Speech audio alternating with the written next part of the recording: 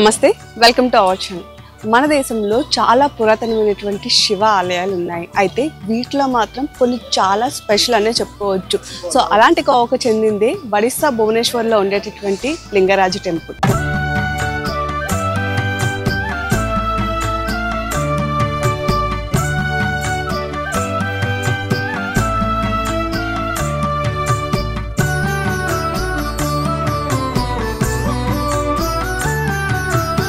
ఈ రోజైతే నేను ప్రస్తుతం లింగరాజ్ టెంపుల్ దగ్గర ఉన్నాను.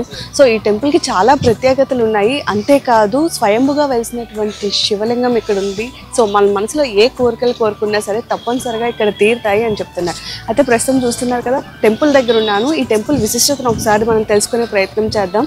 సో ఫస్ట్ మనం ఆలయ ప్రాంగణం చూడొచ్చు. లోపలికి యాక్చువల్లీ మనకి ఎలో ఉండదన్నమాట. కాబట్టి నేను బయట నుంచే షూట్ చేస్తున్నాను.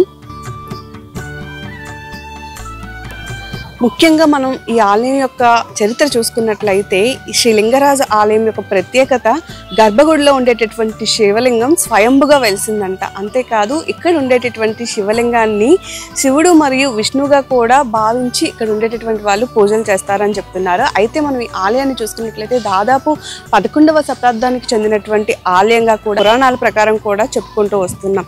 అంతేకాదు ఈ లింగరాజు ఆలయానికి సంబంధించి సుమారు 1000 సంవత్సరాల చరిత్ర కూడా ఉంది. ఇక్కడికి వచ్చేటటువంటి ప్రతి ఒక్క భక్తులు కూడా ఈ లింగరాజ స్వామి యొక్క ఆలయాన్ని దర్శించుకొని ఇక్కడి నుంచి వెళ్తారంట. ముఖ్యంగా మనం పురాణాలు చూసుకుంటే ఈ లింగరాజ స్వామి యొక్క ఈ టెంపుల్ యొక్క ప్రాంతాన్ని 2 రాక్షసులు పరిపాలించే వాళ్ళంట. సో ఆ రాక్షసుల నుంచి ఏదైతే మనకి పార్వతీదేవి ఉన్నారో ఇక్కడ తపస్సు చేసిన తర్వాత ఇక్కడ ఉండేటటువంటి స్వయంభుగా శివుడు ఆవిర్భవించడం, తర్వాత ఇక్కడ లింగరాజు టెంపుల్ని ప్రతిష్ఠించడం కూడా జరిగిందంట. అయితే ఇక్కడ మనం చూసుకున్నట్లయితే ముఖ్యంగా ఒకసారి టెంపుల్ యొక్క ఆర్కిటెక్ట్ని కూడా మనం చూసుకోవచ్చు. ఇది మనకి కళింగ ఆర్కిటెక్ట్ సంబంధించిందిగా చెప్పుకుంటున్నారు. సో పెద్ద పెద్ద గోపురాలు, ఎత్తైనటువంటి గోపురాలు అప్పట్లో ఏకశిలతోనే మొత్తం నిర్మించారంట. సో ఇక్కడికి వచ్చిన తర్వాత మైండ్ మాత్రం చాలా పీస్ఫుల్గా, చాలా రిలాక్స్గా ఉంటుంది. అండ్ మనం అక్కడ చూసుకున్నట్లయితే చూడండి, ప్రధాన ఆలయం తర్వాత దాదాపు 150 చిన్న చిన్న ఆలయాలు కూడా ఉన్నాయి. ఇక్కడికి వస్తే చాలు మనం సర్వ దేవతల్ని కూడా చక్కగా దర్శనం చేసుకోవచ్చు. సో మన మనసులో ఏ కోరికలు ఉన్నా సరే ఈ గుడికి వస్తే తీరుతాయి అంటున్నారు. అయితే కూడా ఇక్కడ మనం చూసుకున్నట్లయితే చాలా క్రౌడ్ ఉంటుంది అంటున్నారు. అంతేకాదు స్పెషల్గా ఎవరైతే భువనేశ్వర్ వస్తారో, సో భువనేశ్వర్ వచ్చిన వాళ్ళు మాత్రం ఇక్కడ ఉండేటటువంటి ఈ ఆలయాన్ని తప్పనిసరిగా మిస్ అవ్వకుండా దర్శనం చేసుకుంటారంట. అంతేకాదు ఇక్కడ దాదాపు 13 సార్లు ప్రత్యేకంగా పూజలు కూడా చేస్తారు. మనకు తెలుసు శివరాత్రికి కూడా చాలా స్పెషల్గా ఇక్కడ పూజలు జరిపిస్తారు. అంతేకాకుండా మనకి అశోక అష్టమికి కూడా ఇక్కడ చాలా బాగా పూజలు నిర్వర్తిస్తారంట. అయితే ఇయర్ మొత్తంలో మనం ఎప్పుడైనా సరే ఒక్కసారైనా సరే ఈ లింగరాజు టెంపుల్ని దర్శించుకోవాలి అని చెప్పి చాలా మంది పెద్దలు చెప్తున్నారు. ఎందుకంటే మన మనసులో ఏవైతే కోరికలు ఉన్నాయో అవన్నీ కూడా ఇక్కడ దర్శనం చేసుకున్న తర్వాత తీరుతాయి అని చెప్తున్నారు. ఈ భువనేశ్వర్లో ఉండేటటువంటి లింగరాజు టెంపుల్ని చూడడానికి మన భారతదేశం వాళ్ళే కాదండి, ఇతర దేశస్తులు కూడా చాలా వరకు వస్తారు. సో ఇక్కడికి వచ్చిన వాళ్ళు ప్రత్యేకించి టెంపుల్ టూరిజం మీద ఇంట్రెస్ట్ ఉన్న వాళ్ళు, ఈ ఆర్కిటెక్ట్ని పరిశీలించే వాళ్ళు తప్పనిసరిగా ఈ టెంపుల్కి వచ్చి చూసి విజిట్ చేసి వెళ్తారంట.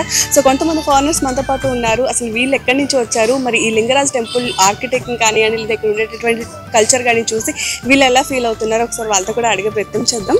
Hi, your name? Annemieke Juring. Yeah, you're From Holland, from the Netherlands. So how do you feel after visit this temple? We appreciate them very much. They're very beautiful, very old. We've seen a lot of them already, but this one is the biggest, I think, yes. But we cannot go in. Okay, inside. No. So what do you tell about this temple and our Indian culture and our Indian temple architect? Yeah, it's very special. We don't have such things in our country. It's very interesting and very precise sculpture. Thank you. And you? I'm Quirin. Okay, you're from? I'm from Amsterdam. Okay. So what you say that our temple architect, and what do you feel? I think it shows the continuity of your culture and your religion. It's very interesting. What is the purpose you came? The purpose? We came for sightseeing and for bird watching. We are going to Chilaka Lake later. Okay, Chilaka Sadassu avani చూడడానికి వచ్చామంటున్నారు. Till now, what do you see? Which places you visit? But places, this is actually before we were in India 3 times before, but now this is our second day in India. Okay. We just came from home, so Okay. we started in Calcutta. We flew to Bhubaneswar yesterday. Is it first time? No, fourth time. Fourth time. Yeah, we every time a different part of India. Okay. Yeah. So in this time you just visit temples? Temples, and we are going to Assam later Okay. to go up, and we do bird watching. Thank you so much.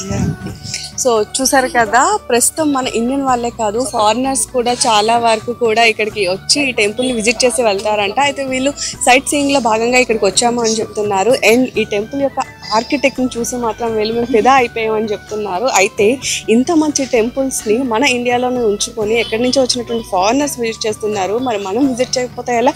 So ఇప్పటికే ఈ లింగరాజ్ టెంపుల్కి సంబంధించి మీకు ఎవరికైనా తెలిసినట్లయితే comment చేయండి. And visit చేస్తే మీ అనుభవాలను కూడా పోస్ట్ చేయండి. విజిట్ చేయకపోతే తప్పనిసరిగా త్వరలోనే ఇప్పుడు భువనేశ్వర్ కానీ ఒడిస్సా కానీ వచ్చినప్పుడు ఈ లింగరాజ్ టెంపుల్ని కూడా విజిట్ చేసి ఇక్కడి నుంచి వెళ్ళండి. మరి ఈ టెంపుల్ మీద మీరేమంటారు? మీ అభిప్రాయాన్ని కూడా కామెంట్ చేసేయండి. ఇలాంటి ఇంట్రెస్టింగ్ స్టోరీస్ కోసం కీప్ వాచింగ్ అవర్ ఛానల్.